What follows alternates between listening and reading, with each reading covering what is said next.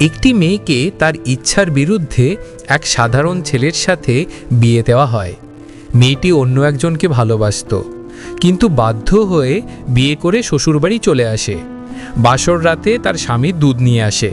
মেয়েটি বলল, তুমি আমাকে স্পর্শ করতে পারবে না, কারণ আমি একজনকে ভালোবাসি। ছেলেটি উত্তর দেয়, আমি দুধ এনেছি, পান করে নেবেন। এই বলে শুভরাত্রি জানিয়ে সে ঘর থেকে বেরিয়ে যায়। মেয়েটি রেগে যায়, কারণ সে ঝগড়া করতে চেয়েছিল। মেয়েটি শ্বশুরবাড়িতে কোনো কাজ করতো না, সারাদিন ফোনে ব্যস্ত থাকত। ওদিকে ছেলের মা কোনো অভিযোগ ছাড়াই সব কাজ করতেন। ছেলেটি পরিশ্রমী এবং সৎ ছিল, কিন্তু স্ত্রীর সঙ্গে খুব কম কথা বলতো। মেয়েটি প্রায় স্কুটি নিয়ে বাইরে যেত। আসলে সে তার পুরনো প্রেমিকের সঙ্গে দেখা করতে যেত, কিন্তু সেই ছেলেটি লোভী ছিল এবং সবসময় তাকে টাকা আনতে বলতো।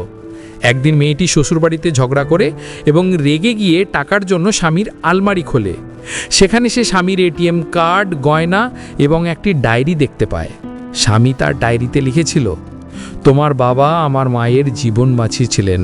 তিনি বলেছিলেন, তুমি যেন অন্য কাউকে ভালোবেসো না। আমি তোমার বাবার সম্মান রাখতে গিয়ে বাধ্য হয়ে তোমাকে বিয়ে করি। তোমার বাবার দেওয়া টাকা আর গয়না আমি তোমার জন্য রেখে দিয়েছি। আমি জোর করব না। যেদিন তুমি আমাকে ভালোবাসবে সেদিন পর্যন্ত অপেক্ষা করব। ডায়েরি পড়ে মেয়েটির চোখ অশ্রুতে ভরে গেল। সে তার স্বামীর সরল ভালোবাসা অনুভব করতে পারল।